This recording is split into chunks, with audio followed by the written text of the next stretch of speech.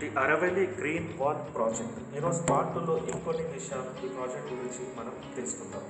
1.15 million hectares ల్యాండ్ని 2027 కల్లా reforestation చేయడం అండ్ వాటర్ బాడీస్ని రీస్టోర్ చేయడం దీని ఎయిమ్.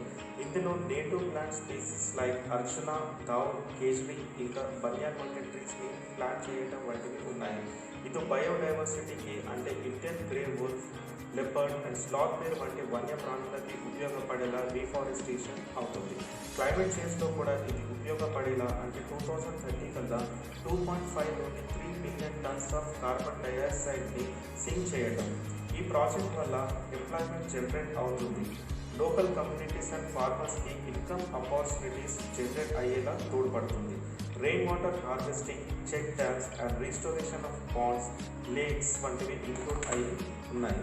దీనివల్ల గ్రౌండ్ వాటర్ రీఛార్జ్ అవ్వడం, సాయిల్ మాయిశ్చర్ ఇంప్రూవ్ వంటివి జరుగుతుంది.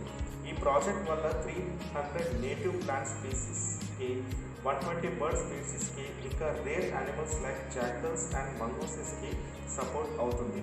మిగతా విషయాలు మనం పార్ట్ 3లో తెలుసుకుందాం. వీడియో కనుక మీకు నచ్చినట్లయితే లైక్ అండ్ షేర్ చేయండి.